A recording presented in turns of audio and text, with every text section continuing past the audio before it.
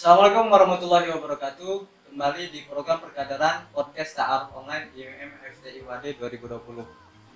Nah, di mana pada pertemuan kali ini kita melanjutkan pada sesi yang pertama, yaitu tentang kemahasiswaan. Di mana pada sesi yang kedua ini kita tetap membahas tentang kemahasiswaan lebih dalam lagi dengan pemateri yang baru, yaitu Mbak Lely Tri Agustina. Selamat datang, selamat malam Mbak Lely. Selamat malam. Oke, gimana kabarnya Mbak?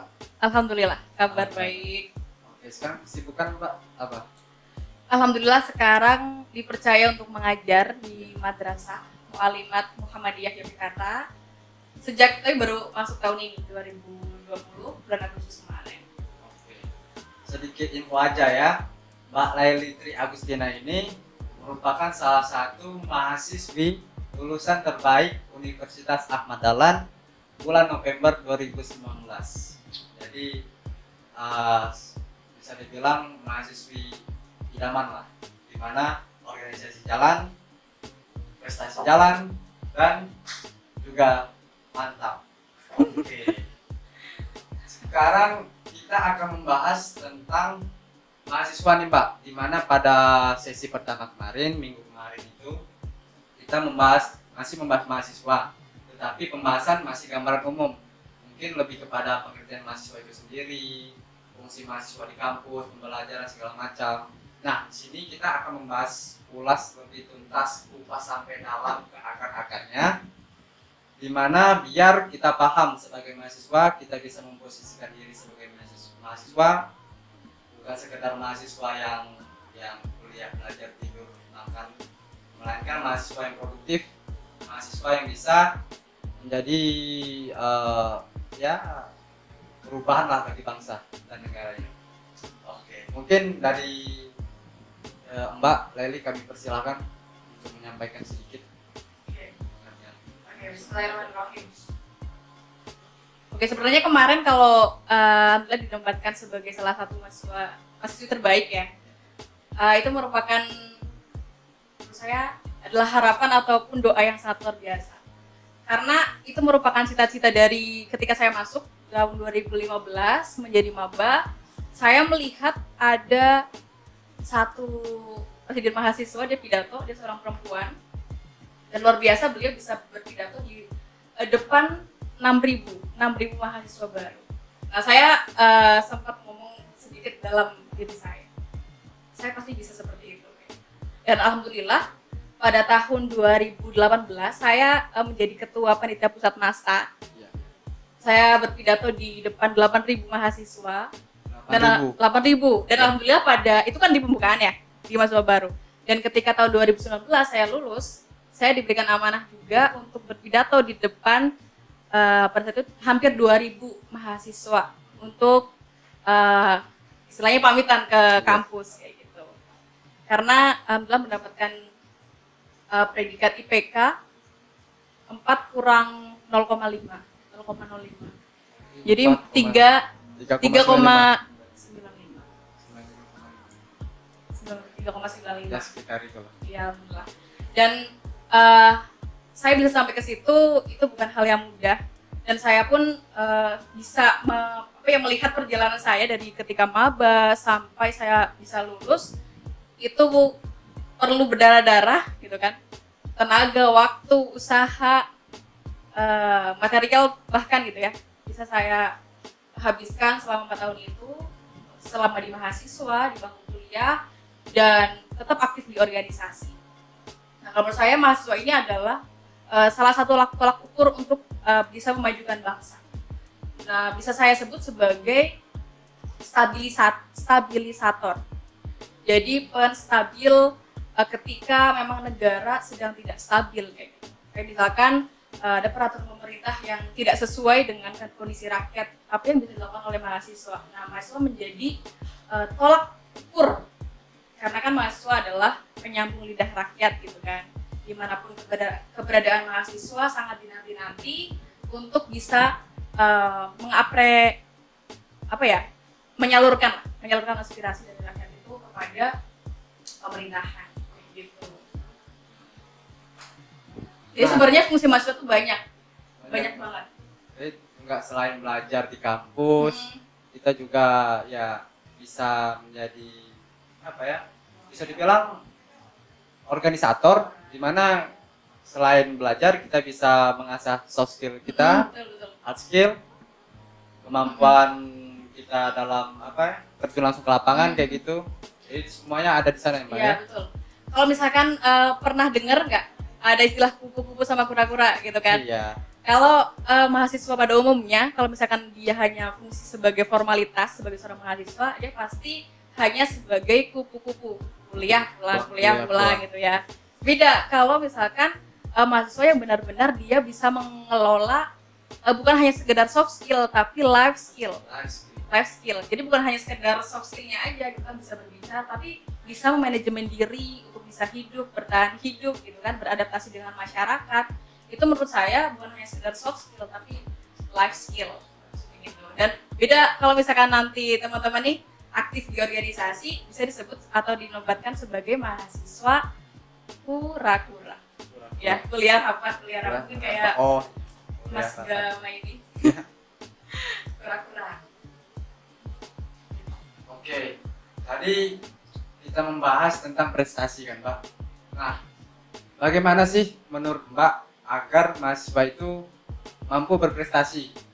Di mana banyak mahasiswa yang apa ya, dilema karena mereka merasa mereka bingung apa yang harus dilakukan agar bisa tahu posisi mereka, memanfaatkan kemampuan mereka untuk menghasilkan suatu prestasi. Ya pada dasarnya kan setiap manusia, bahkan setiap mahasiswa itu punya apa ya, tanggung jawab ataupun kesempatan yang sama. Bahkan bukan hanya di depan hukum aja, tapi ketika kita masuk ke kampus, ya artinya kita harus bisa beradaptasi dan bisa menerima dan bahkan harus bisa menyesuaikan diri gitu kan. Nah, misalkan untuk bagaimana bisa berprestasi itu sebenarnya pilihan gitu kan. Nah, bagaimana kita bisa seimbang antara kampus, antara terus misalkan ibadah gitu bahkan ya, ibadah, kampus, terus organisasi. Nah, itu memang harus bisa benar seimbang.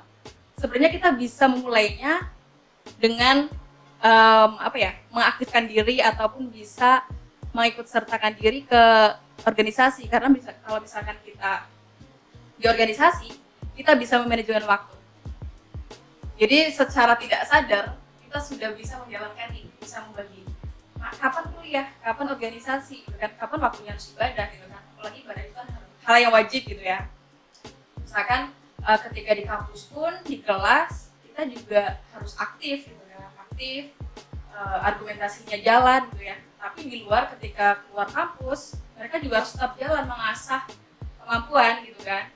Karena kan sangat sedikit banget dosen itu memberikan materi, ya bisa diibaratkan hanya sebagai apa ya, pemantik gitu kan, pemantik saja. Nah, kita bagaimana sih luarnya? Bagaimana kita bisa memperdalam itu, ya kita perdalam di organisasi, gitu nggak? Iya, betul sekali. Iya sih, banyak kan mahasiswa, saya sendiri yang sekarang masih statusnya sebagai mahasiswa kan, mahasiswa yang udah mau masuk semester akhir, itu merasa apabila kita hanya stop di kemampuan atau pengetahuan di akademik, cuman di implementasinya dalam artian hard skill kita nggak ada, baik dari speaking ataupun ya cara kita melakukan jalinan relasi kepada orang lain itu ya kayak nol gitu, kayak 10 kali 0 ya 0 gitu. Ya, bahkan ketika kalau kita sudah lulus nih, kita kan nggak tahu kan jalan rezeki datangnya dari mana. Bahkan bisa saja kalau misalnya kita dekat dengan seorang di dalam organisasi, bisa aja tuh apa rezekinya kita bisa ngalir dari situ gitu kan. Kita kan nggak tahu kan. Kalau misalkan kita kenal dengan dia yang fokus pada pengabdian masyarakat gitu kan. Ketika kita lulus, ternyata beliau menawarkan satu pekerjaan nih gitu kan, karena kita kenal dengan beliau. Jadi tambah banget relasinya gitu kan. Relasi memperbanyak, kita kan memperbanyak ini ya, memperpanjang umur gitu kan. Nah, itu memang salah satu dari relasi tadi gitu.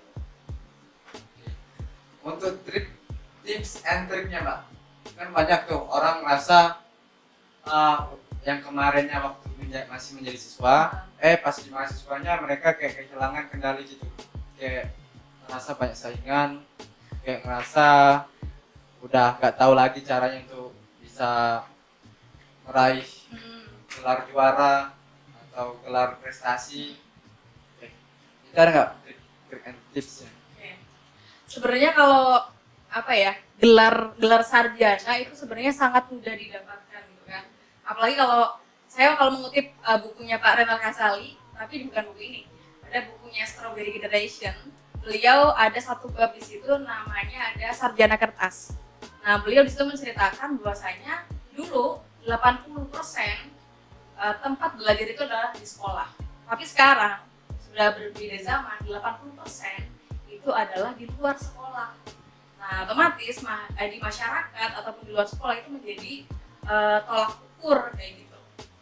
Nah, sehingga kalau menurut saya bagaimana untuk bisa menyeimbangkan ataupun agar bisa seimbang gitu ya antara organisasi terus prestasi, kita harus menyadari kita tuh tujuan masuk kampus itu ngapain sih? Apakah hanya mencari selembar kertas ijazah gitu kan? Apakah hanya mencari nilai saja, akademik saja gitu kan? Apa mungkin hal lain gitu kan? Atau mungkin paksaan orang tua gitu ya?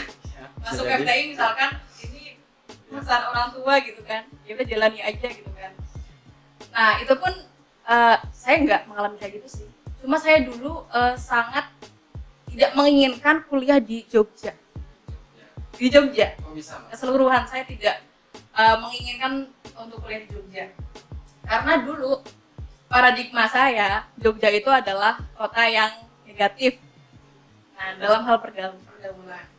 Nah, tapi setelah saya riset kecil-kecilan, tanya kepada teman, kakak tingkat saya yang kuliah di Jogja, ternyata tidak seburuk itu jika kita punya teman yang baik. Nah, artinya relasi ataupun teman bergaul itu sangat mempengaruhi kita. Nah akhirnya jadi perlu ada tempat ataupun orang-orang yang satu visi dengan kita kayak gitu, untuk bisa maju bareng-bareng, bergerak bareng-bareng. Nah itu kan wadahnya itu kan adalah di organisasi. Organisasi kan sekumpulan orang gitu ya yang mempunyai cita-cita bersama, visi dan misi bersama, dan untuk jalan bersama untuk mencapai tujuan itu gitu kan. Nah tapi itu kembali lagi sih, kadang ada mahasiswa yang organisasi tapi kenapa sih saya harus berorganisasi, saya nggak dapat apa-apa gitu kan, dapat capek, uangnya berkurang gitu kan. Nah itu mungkin kebanyakan orang kayak gitu ya, tapi tidak nanti. Nah saya mungkin kayak gini ya, teman-teman mungkin ikut organisasi tidak akan terasa sekarang juga manfaatnya. Mungkin 1 minggu yang akan datang, 10 tahun yang akan datang, ya mungkin besok ketika kita sudah tua gitu kan. Nah, pasti banyak manfaatnya. Yang terpenting adalah apa yang bisa kita kontribusikan untuk organisasi tersebut gitu ya. Jangan pikirkan apa sih yang akan organisasi berikan untuk saya gitu kan. Yang harus dipikirkan adalah apa yang bisa saya berikan untuk organisasi tersebut. Ya sih, memang kebanyakan orang berpikir, bagi mereka yang kubu-kubu tadi itu memandang bahwa organisasi hanya sekedar menghabiskan waktu, hanya sekedar ya orang bilang orang rapat itu ya kayak bahas sesuatu hal yang rumit, padahal di sana kita diuji. Karena pola pikir kita benar-benar diuji untuk bisa sama-sama menentukan sesuatu hal yang lebih baik. Karena kan aku memandang sendiri belajar yang bagus, cuma alangkah lebih bagusnya kita belajar bersama-sama. Itu manfaatnya lebih besar, dan juga kita banyak mendapat relasi kata Mbak tadi, dan juga itu pun bisa menunjang kita dalam berprestasi. Karena apa? Karena kita bisa menentukan wadah-wadah tempat untuk kita bisa mengetahui memposisikan diri kita untuk melakukan sesuatu yang baik. Dan ini sih ketika di bangku kuliah di dalam kelas kan dosen hanya memberikan materi teori sesuai dengan prodinya masing-masing gitu kan. Nggak ada tuh bagaimana cara mempresentasikan yang baik, bagaimana cara berpendapat yang baik, bagaimana cara bertanya yang baik gitu kan. Nah itu semua didapatkan ketika kita berorganisasi. Dan tentunya misalkan, karena kan kita misalkan kuliah S1 hanya 4 tahun gitu ya. Setelahnya itu adalah perjalanan yang sangat panjang gitu kan.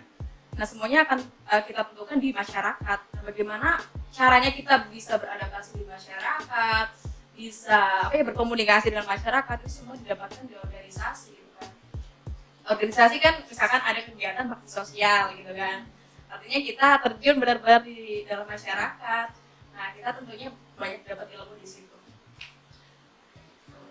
Jadi bagi imawan imawati, ketika kita ingin berprestasi itu jangan terpacu hanya untuk menuntut diri kita belajar, hanya mengurung diri kita kepada suatu hal yang mungkin ya bagi saya belajar itu sangat menyenangkan, apalagi membaca. Cuman aku ingin agar supaya kita nggak bisa lepas dari namanya pengetahuan, itu nggak lepas dari namanya membaca buku, karena itu kan gudangnya. Cuman kita bisa menginstrumenkannya di dalam sesuatu hal yang bagi kita enak gitu menjalaninya, bisa melalui kita diskusi. Itu kan bagi saya lebih santai, lebih dapat feel-nya, kita ngerasain juga nyaman gitu. Dan juga di dalam berorganisasi tadi kita lebih bisa mendapatkan sesuatu hal yang lebih berharga, dan berprestasi pun lebih mudah karena kita sudah mendapatkan orang-orang yang semisal kita organisasi, kita mengenal orang-orang yang sebelumnya berprestasi. Nah itu kan jalan yang lebih mudah untuk kita bisa mengikuti hal tersebut kan Pak. Saya ada motivasi gitu ya, Iya, motivasi untuk bisa lebih baik gitu ya. Iya. Nah sebenarnya kalau tadi ngomong tentang literasi gitu ya, membaca gitu kan, sebenarnya kan membaca adalah kunci dari segalanya gitu kan. Kalau kita pengen sesuatu, pengen tahu tentang segala hal, sebenarnya video pun nggak bisa menggantikan. Misalkan film tentang novel gitu kan nggak sedetail yang ada di dalam novel tersebut. Makanya sebenci apapun kalian membaca, paksakan. Karena misalkan satu hari ya mulai dari yang kalian suka. Misalkan suka membaca novel nih, ya mulai dari membaca novel gitu kan. Nah saya dulu suka juga agak gak suka membaca buku, tapi setelah di kampus saya merasa materi yang diberikan oleh dosen itu ya hanya formalitas untuk sekedar mengajarkan gitu kan. Tapi yang luarnya adalah kita harus mencari sendiri materi tersebut, teori tersebut dalam buku. Dan saya dulu berkomitmen dari semester awal ya sampai sekarang, saya minimal 1 bulan harus beli 1 buku. Entah itu dibacanya kapan, yang penting beli dulu gitu kan. Nanti akan kita baca di waktu-waktu senggang gitu. Dan beli buku saya hampir kayaknya lebih banyak buku di luar prodi saya kan prodi pendidikan agama Islam, lebih banyak di luar itu buku-bukunya. Lebih banyak cakrawalanya Mbak ya. Memang harus kayak gitu. Dan saya menyadari saya menyesal ketika dulu saya SMP ataupun SMA saya nggak baca. Makanya saya harus ngebut sekarang, harus baca ketertinggalan itu. Ya, saya merasa ketika saya masuk di dalam suatu acara pelajaran, baik di Ormawa maupun di Ikatan, saya rasa membaca itu emang sangat diperlukan karena kita butuh yang namanya pegangan untuk kita ya, apa yang kita lakukan, apa yang kita ucapkan ya itu memang benar-benar sesuatu yang emang berpengetahuan. Jadi bukan omong kosong, bukan hanya suatu hal yang diada-ada segala macam ya. Kita emang harus perlu karena itu dasar kita lebih tahu, kita lebih paham untuk melakukan segala sesuatu. Ya, ciri khas mahasiswa itu ketika dia berbicara harus punya landasan yang jelas gitu kan. Sumber bacaan mana gitu kan. Sumber bacaanmu apa gitu. Itu harus bisa dipertanggungjawabkan. Jangan-jangan itu hanya hoax gitu kan. Nah, jangan-jangan nanti mahasiswa adalah penyalur utama hoax. Jangan sampai tuh karena tidak membaca. Makanya kuncinya adalah membaca. Dan untuk ketika ada informasi apapun usahakan tabayun gitu kan, mencari kebenarannya benar atau enggak gitu kan. Itu adalah fungsi mahasiswa di situ untuk yang tadi saya bilang, untuk menstabilkan situasi yang memang ini benar nggak sih informasinya, kita cari dulu sebelum kita kita share ke yang lain, kita harus cari dulu informasi ini benar atau enggak. Sekarang ketika kita membicarakan antara prestasi ini sudah dibahas tadi, organisasi sudah dibahas. Nah, ada satu poin yang penting bagi saya, ini yang menjadi esensi dari mahasiswa itu sendiri, yaitu bagaimana mereka mengabdi, bagaimana mereka untuk bisa menjadi perubahan lah. Ada yang menyebutnya agent of change, agent of control, dan segala macam agen apa. Nah, bagi Mbak, ketika mahasiswa berprestasi ini, tapi dia kita mulai dari ketika mahasiswa berprestasi, berorganisasi, cuman dia tidak bisa memaksimalkannya dalam fungsi dia sebagai mahasiswa itu dari apa yang dia peroleh dari organisasi berprestasi. Sebenarnya agent of change itu ataupun agen perubahan itu sudah harus dimulai sejak dia ada di mahasiswa gitu ya. Karena dalam keadaan di kampusnya sendiri gitu kan, ada yang tidak beres nih gitu kan. Apa yang harus bisa kita lakukan? Apakah hanya bisa menerima gitu kan? Misalkan ada satu yang janggal, oh biaya kuliahnya semakin hari semakin naik gitu kan, padahal pandemi gitu. Tapi kalau kuliah biasa aja gitu kan, apa yang bisa dilakukan sih? Haji dulu, kenapa bisa naik? Jadi jangan asal misalkan demo gitu kan, enggak. Mahasiswa itu memang harus punya riset by data gitu kan. Kenapa bisa latar belakang kayak gini, kenapa bisa kayak gini gitu. Nah, setelah itu memang kan ada satu penyair yang menyampaikan sebagai mahasiswa jangan sampai kita pulang ke desa kita, jangan sampai menjadi kayak orang yang asing gitu kan. Saya lupa siapa itu. Nah, jangan sampai ketika kita pulang ke daerah kita masing-masing, ke desa kita masing-masing, jangan sampai kita padahal sudah punya title misalkan SPD, ST, ST ya, ST gitu. Jangan sampai pulang itu nggak ngapa-ngapain gitu kan. Nah, lebih baik lagi ketika pulang, walaupun sarjana teknik yang ngurusin misalkan teknik elektro gitu kan, ketika pulang dia kan lebih bagus lagi misalkan bantu ke sawah gitu kan, bisa nyangkul, bisa membantu desa-desa di sana gitu kan untuk kemajuan desa. Bukan hanya fokus pada title-nya dia saja. Kalau misalkan disebut sebagai kaum elit gitu kan, kalian itu jangan lupa dengan ilmu yang telah kalian dapatkan. Kalian harus bisa mengimplementasikan dalam masyarakat itu. Karena kan dunia sesungguhnya adalah dunia di masyarakat. Oke. Jadi memang perlu dimana kita sebagai mahasiswa tidak hanya mementingkan suatu formalitas yang apa yang kita capai di dalam kampus dalam artian ya title tadi, melainkan kita bisa mengartikan title tersebut di dalam fungsi kita apa yang selama ini telah kita pelajari di dalam kampus. Seperti misalnya kita berada di jurusan PAI, pendidikan agama Islam, kita bisa mengimplementasikan ya, bisa menjadi guru, bisa menjadi guru ngaji, bisa menjadi ya ibu-ibu, ketua ibu-ibu pengajian, ya menyampaikan ilmu-ilmu yang didapat dalam kampus. Itu kan suatu pengabdian kita, mana kita bisa saling berbagi, saling memberi sesuatu yang bermanfaat pada orang banyak. Ya betul. Kalau misalkan nanti ini kan IMM gitu ya. Kalau misalkan nanti teman-teman sudah tidak di IMM, misalkan sudah lulus gitu kan, kalian bisa bergabung di Nahdlatul Aisyah. Itu adalah kumpulan remaja setelah mahasiswa gitu kan, bisa bergabung di sana memang khusus perempuan. Kalau misalkan sudah bersuami ataupun bersuami gitu ya, ini khusus perempuan gitu ya, namanya Aisyah. Jadi di atasnya Nahdlatul Aisyah ada namanya Aisyah. Itu merupakan wadah untuk penggerak kader Muhammadiyah ketika berada di masyarakat. Bukan hanya setelah dia terlepas dari jabatan dia sebagai mahasiswa gitu kan, mereka lepas, setelah itu bisa bergabung ke organisasi tersebut. Tadi udah membahas tentang pengabdian. Nah, ini ada beberapa pertanyaan, Mbak, dari kader, pesan dari kader pertanyaan.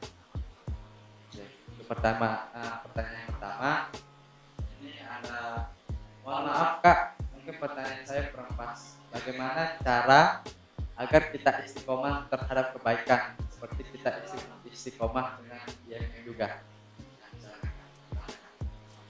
Sebenarnya kalau ngomong istiqomah gitu memang berat ya. Karena kalau istiqomah sendiri itu adalah sesuatu yang berulang-ulang, terus continue, konsisten, dan dalam kebaikan tentunya gitu ya. Dan sebenarnya nggak muluk-muluk harus baik banget, enggak, perlahan gitu ya, dalam hal kecil gitu kan. Bukan langsung mengubah organisasinya gitu kan. Bukan langsung mengubah IMM-nya untuk menjadi lebih baik. Dimulai dari diri kalian sendiri gitu kan. Diri kalian sendiri, bagaimana sih saya memposisikan diri saya di IMM gitu kan. Bagaimana busana saya gitu kan. Bagaimana tutur kata saya sebagai kader IMM gitu kan. Itu juga merupakan istiqomahan kalian gitu kan di organisasi IMM ini gitu kan. Nah, secara perlahan nanti kalian juga akan naik grade, sudah memperbaiki diri, terus mengajak yang lain, ayo kita ke masjid bareng-bareng, ada kajian loh, kajian IMM gitu kan. Nah, setelah itu bisa kalian masuk ke dalam internal IMM-nya menjadi pengurus, penggerak gitu kan. Nanti bisa mengubah di situ melalui program kegiatan gitu kan. Sebenarnya kalau istiqomah itu ketika kita itu sudah tidak diajak-ajak lagi, ayo, tapi sudah sadar, gitu kan. Sadar menyerahkan diri, maksudnya sudah rela, gitu kan, rela untuk bisa melakukan sesuatu yang misalkan ada kegiatan IMM, gitu kan, tanpa harus diajak, tanpa harus oyak-oyak, gitu kan. Ayo berkerja loh. Kita harus sudah sadar sendiri, saya sudah masuk IMM, ya otomatis kamu juga sudah terikat dengan tanggung jawab itu sebagai IMM. Ya emang perlu yang namanya istiqomah itu harus perlu konsisten, kontinu dan tetap teguh pada pendirian terhadap sesuatu yang baik. Tentunya sudah diniatkan ya. Niat. Kan Niat. semua berawal dari niat. Amal niat, dan seterusnya. Seterusnya. Oke, ini pertanyaan selanjutnya. Pertanyaan ini hampir sama, cuman ya lebih lebar. Bagaimana agar kita selalu istiqomah dalam melakukan segala hal? Segala hal. Ya, segala hal nih, banyak yang di istiqomah nih. Sebenarnya hampir sama sih, kuncinya memang tadi ya. Tadi ya. Cuma lebih difokuskan apa yang akan kalian istiqomahkan gitu kan. Ini kajian ini. Mungkin istiqomah dalam program-program ini kan tetap stay tune Ya, di channel yang ini. penting kalau misalnya teman-teman melakukan kebaikan, jangan kamu memandang saya ini berbuat kebaikan untuk siapa gitu kan. Jangan kalian melakukan kebaikan untuk apa? Untuk bisa dinilai oleh orang lain gitu kan, biar dilihat orang lain, padahal jangan sampai kalian melakukan kebaikan hanya untuk misalkan kalian dapat like banyak gitu kan, nggak di IG misalkan ada kajian nih gitu kan, kamu hanya ingin mendapatkan ketenaran saja gitu kan, jangan sampai kayak gitu. Jadi jangan ada maksud di dalam tujuan yang kita lakukan. Ya. Artinya ya maksud itu maksud yang sebaliknya yang membuat kita malah nyimpang, jadi hanya sekedar formalitas, cuman esensi yang kita lakukan maksud yang tadi. Kebaikannya benar-benar baik. Ya, benar pure lah. Jadi hanya untuk yang lain. Jadi kita melakukan kebaikan apapun dampaknya, yang karena kita nggak bisa memandang kita nggak bisa membuat orang itu selalu memandang kita baik. Cukup kita fokus pada diri kita untuk bisa memberikan yang terbaik kepada orang lain. Seperti itu. Udah kan? Oke, untuk pertanyaan selanjutnya, Pak. Cara agar tetap produktif untuk berorganisasi tanpa meninggalkan prestasi akademik. Oke, ini sebenarnya saya kalau ada pertanyaan kayak gitu saya ingin bercerita banyak kok. Ya, bisa diceritain dikit aja, cuman poin-poinnya. Saya dulu masuk ke UAD, saya punya hobi melukis gitu ya. Melukis, tapi terus di UAD saya beralih ke kaligrafi. Ada beberapa perlombaan gitu kan. Nah, saya fokus di situ. Sebenarnya kan setiap kampus punya anggaran gitu ya, untuk apalagi ketika ada mahasiswa berprestasi pasti akan dibiayai manapun dia akan melangkah gitu. Bahkan kalau misalkan naik pesawat pun gitu kan ke lain pulau itu sangat didukung gitu kan, karena kampus perlu itu gitu kan.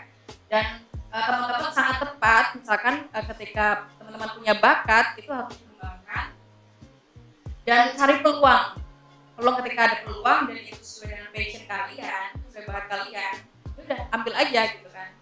Dan setelah itu, ini kalau saya bercerita ketika dulu saya masuk kuliah, ada beberapa perlombaan kaligrafi tadi gitu kan, kaligrafi. Tapi karena saya tidak fokus ke kaligrafi dan akhirnya saya beralih ke esai, ke penulisan. Nah, sampai saat ini saya aktif di beberapa, ya nulis di beberapa media online dan bisa berkontribusi di situ dan bahkan sempat menjadi editor di salah satu itu. Dan itu pun karena saya ikut itu berawal dari IMN, karena menulis esai, berdiskusi, membaca, itu modal dasar banget, modal utama saya sampai sekarang. Karena kalau misalkan saya nggak ikut IMN terus nggak bikin esai kayak gitu, saya nggak akan nulis sampai sekarang. Jadi kuncinya adalah berpeluang. Ketika ada peluang sesuai dengan passion kalian, dan ambil saja. Intinya istiqomah dan IMN itu aja sih. Nah, ya Mbak, tadi Mbak bilang udah ada perlombaan yang Mbak ikutin. Nah, saya kasih aku kepo nih, perlombaan apa yang udah Mbak menangkan gitu, baik tingkat nasional ataupun regional, internasional bahkan. Mungkin sedikit motivasi lah. Saya kalau misalkan ada peluang tentang lomba yang sesuai dengan saya pasti akan mencoba. Beberapa kali kesempatan saya bisa memenangkan lomba di internal FAI, di internal fakultas, dan beberapa kali lomba di kampus. Dan hal yang tidak saya duga adalah saya bisa ikut lomba presentasi esai di UI, Universitas Indonesia. Itu tahun 2017.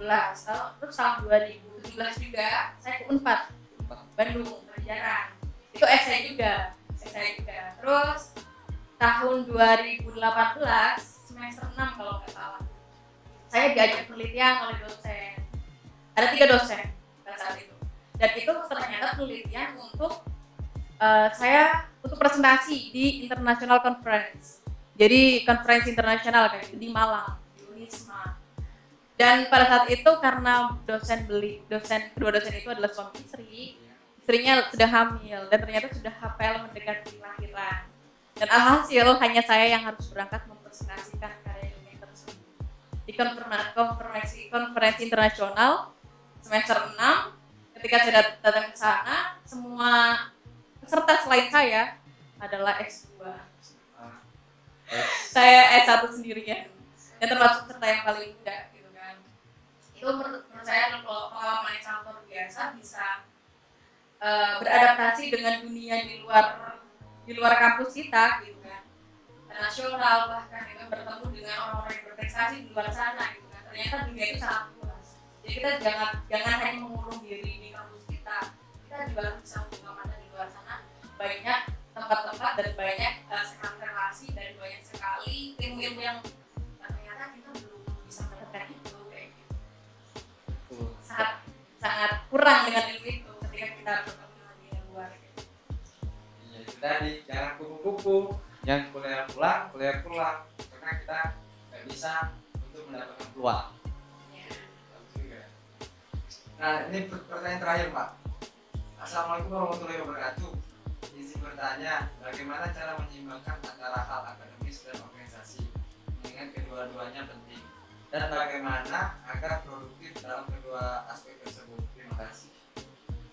Nah, udah diulas mungkin ya saya tegaskan lagi. Sebenarnya kalau bagaimana cara manajemen gitu ya, manajemen agar bisa seimbang antara keduanya, ya kita coba dulu.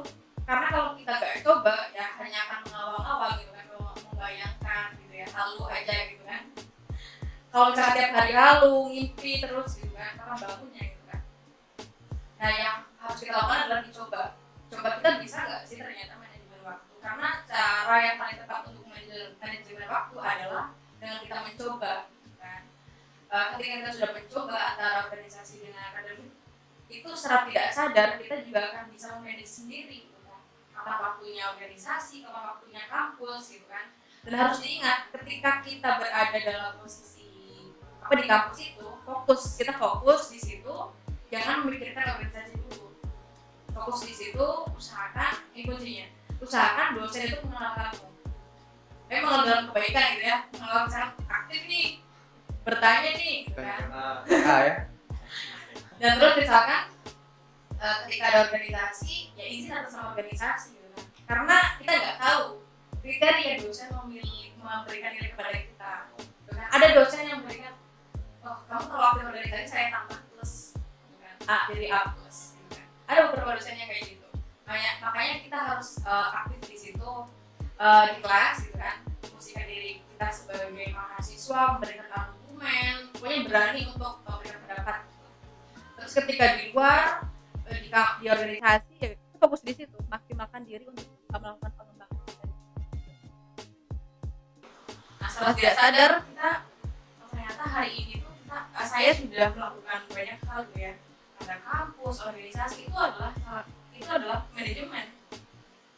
Dan saya sampai suatu ketika saya sudah tidak berada di struktural, saya rasa ada yang kurang gitu kan hari ini. Misalkan hari ini yang biasanya dari pagi sampai malam full terus organisasi, kampus, malamnya organisasi.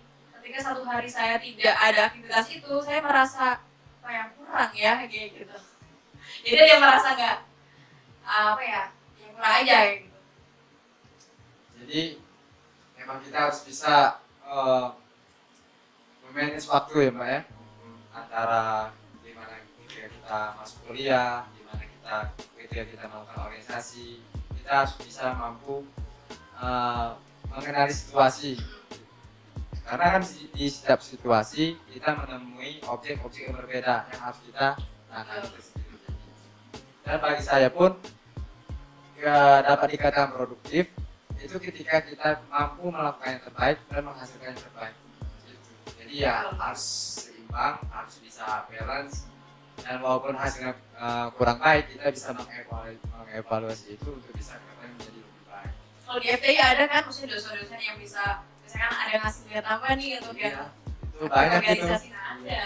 Nah, itu pasti ada di setiap dosen, malah sangat mensupport mahasiswanya yang berorganisasi bahkan berprestasi gitu kan. Jadi jangan apa ya, menunda-nunda kamu bisa munculkan keaktifan di prestasi itu. Ya siapa lagi kalau di FTI itu kita benar-benar bukan hanya sekedar diuji di kemampuan berpikir, cuman di kemampuan di dalam kita aksi, dalam artian kita melakukan praktek langsung, kerja praktek langsung. Di sana kita benar-benar dilihat kemampuan hard skill kita pada saat kita terjun ke lapangan, pada saat kita berbicara kepada manajer, berbicara kepada karyawan bawahan kita, berbicara kepada orang-orang yang tinggi kayak gitu. Di sana kita diuji karena beda pada saat kita di dalam kelas dan pada saat di lapangan, itu benar-benar beda. Jadi bagi kita yang nggak kebiasa ataupun yang belum berorganisasi, ya di sana tadi fungsi dari organisasi kita bisa terbiasa dengan hal-hal yang sifatnya ekstrim lah. Jadi kita bisa memposisikan diri kita dengan kemampuan itu. Oke. Nah, mungkin yang terakhir Mbak, pesan-pesan terakhir Mbak, Terakhir. Closing statement. Oke, closing statement. Terakhir sih closing statement terhadap mahasiswa nih, terhadap mahasiswa baru, Imawan Imawati kader baru IMM FTI 2020. Mungkin apa Mbak? Oke, mungkin sebagai penutup saya menyampaikan bahwasanya apapun yang akan kalian inginkan di kemudian hari gitu kan, sebagai sesuatu yang kalian inginkan, cita-cita tadi gitu kan, itu dimulai dari sekarang gitu kan. Dan ketika kita ingin melangkah, langkah sekarang lah yang menentukan masa depan gitu kan, karena perbuatan kita hari ini menentukan takdir kita di masa mendatang. Jadi ketika kita sungguh-sungguh benar-benar di kampus gitu kan, sebagai orang mahasiswa dan aktivis di organisasi, nah pasti kita akan mendapatkan di kemudian hari untuk manfaat tadi. Itu dia. Jadi kita harus benar sungguh-sungguh ya, istiqomah tadi. Jadi kita harus benar-benar bisa mencari peluang, bisa mencari sesuatu hal yang bermanfaat bagi diri kita dan orang banyak. Seperti itu. Oke, terima kasih Pak Leli atas kesempatan waktu dan bisa hadir di acara program pengajaran podcast Ta'aruf Online di MMFTI UAD. Ya, Oke. sukses selalu, sehat-sehat. Ya. Semoga kita bisa bertemu ya.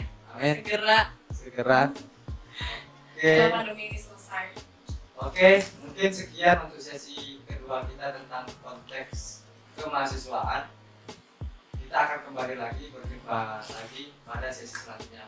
Bila bisa bilhaq, wassalamualaikum warahmatullahi wabarakatuh.